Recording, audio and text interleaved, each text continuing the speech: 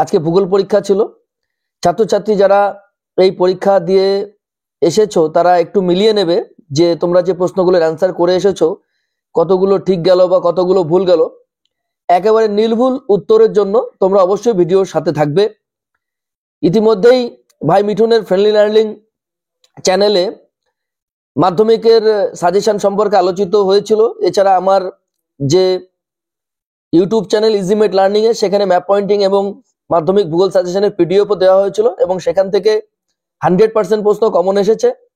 বর্তমানে আমি আজকে যে পরীক্ষাটা কিছুক্ষণ আগে হয়েছে সেই পরীক্ষার প্রশ্নপত্র সলভ করার জন্য তোমাদের সামনে উপস্থিত হয়েছি।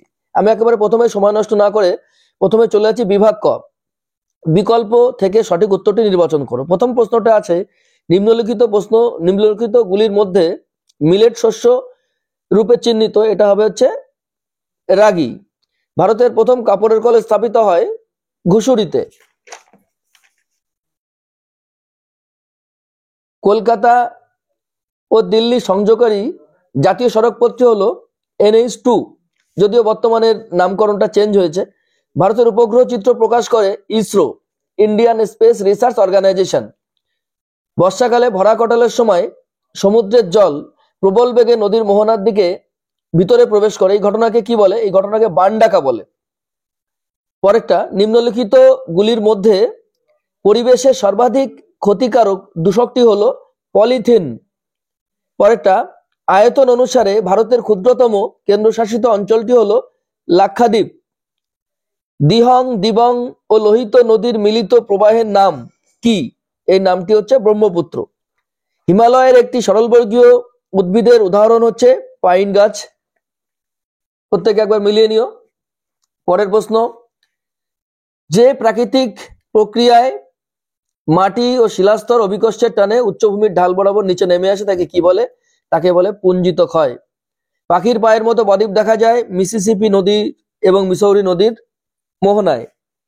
দক্ষিণ গোলার্ধে সমুদ্র স্রোত বাম দিকে বিক্ষিপ্ত হয় পৃথিবীর আবর্তন গতির কারণে।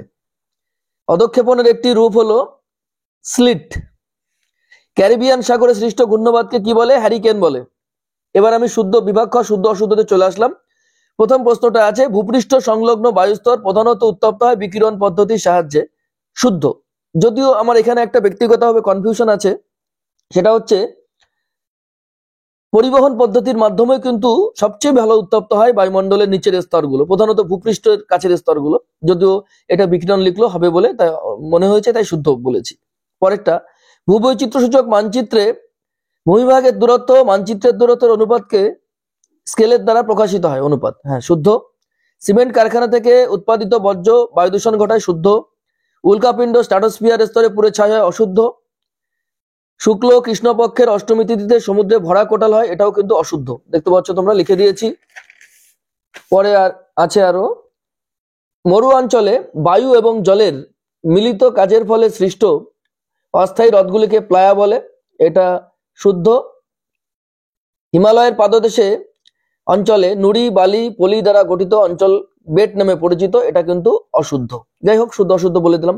পরে শূন্যস্থান পূরণে চলে আসছি। প্রথম প্রশ্ন, গ্রীষ্মকালে উত্তর পশ্চিম ভারতের ধূলিঝড় আধি নামে পরিচিত। উপগ্রহ চিত্রের ক্ষুদ্রতম এককের নাম পিক্সেল। চন্দ্র থেকে পৃথিবীর দূরত্ব যখন 3.56 লক্ষ কিলোমিটার হয় তখন তাকে পেরিজি অবস্থান বলে। পারমাণবিক শক্তি কেন্দ্র থেকে নির্গত বর্জ্যকে তেজস্ক্রিয় বর্জ্য বলে। নদী দ্বারা ভাসমান পদ্ধতির সাহায্যে অদ্রবীভূত সূক্ষ্ম বালু পলি কাদা পরিবাহিত হয়। বায়ুচাপ পরিমাপ করা হয় ব্যারোমিটার যন্ত্রের সাহায্যে।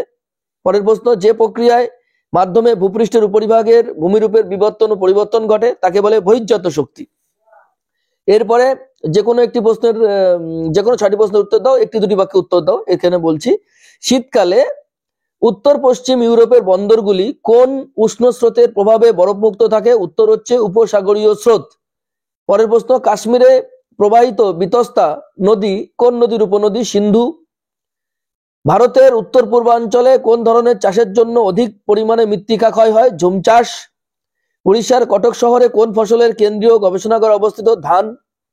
2011 সালে খ্রিস্টাব্দের আদমশুমারি অনুসারে ভারতের মহানগরের ন্যূনতম জনসংখ্যা 10 লক্ষ। ভূবৈচিত্র্যসূচক মানচিত্রে প্রদত্ত আরএফ যখন 1:50,000 তখন এর মেট্রিক স্কেল কত হবে? যারা 1 centimetre is equal to 500 metre লিখবে তাদের উত্তরও ঠিক হবে। যারা 2 সেন্টিমিটার রিপ্রেজেন্টস 1 কিলোমিটার লিখবে তাদের উত্তরও ঠিক হবে। পর্বতের পাদদেশে নদীর কার্যের ফলে যে শঙ্কু আকৃতির ভূমিরূপ, যদিও বানানটা ভুল আছে, শঙ্কু আকৃতির ভূমিরূপ সৃষ্টি হয় তাকে কি বলে? পলল শঙ্কু বা পলল পাখাও বলে। পরের প্রশ্ন হচ্ছে কাল্পনিক রেখা দ্বারা সমান বৃষ্টিপাতযুক্ত অঞ্চলগুলোকে চিহ্নিত করা হয় তাকে বলে সমবর্ষণ রেখা বা ইংরেজিতে আইসোহেড। ডান দিক বাঁ দিক মেলাও, এটা তোমরা প্রথমে দেখে নাও। লাদাখ যেটা হবে সেটা হচ্ছে খারদুংলা, এটা একটা গিরিপথ। কান্ডালা এটা হচ্ছে করমুক্ত বন্দর। ভিলাই এটা হচ্ছে লৌহ ইস্পাত শিল্প। রাজস্থান এটা হবে হচ্ছে লুনি নদী। এই হচ্ছে শর্ট কোশ্চেনের সমস্ত উত্তর আমি মোটামুটি বলে দিলাম। এগুলো তোমরা প্রত্যেকে একবার মিলিয়ে দেখে নিও এবং ফ্রেন্ডলি লার্নিং চ্যানেলে এবং ইজিমেট লার্নিং চ্যানেলে যে পিডিএফ গুলো দেওয়া হয়েছিল বা সাজেশন গুলো বলা হয়েছিল সেগুলো কতদূর কি আসলো সেগুলো নিশ্চয়ই তোমরা দেখবে। এবং এই সূত্রেই বলে দিচ্ছি, আমি সন্দীপ স্যার, আমার একাদশ শ্রেণীর সেমিস্টার 1 ভূগোল পড়ানো মার্চ মাসে শুরু হবে। যদি কেউ আগ্রহী থাকো অবশ্যই তোমরা কিন্তু যোগাযোগ করবে। ধন্যবাদ।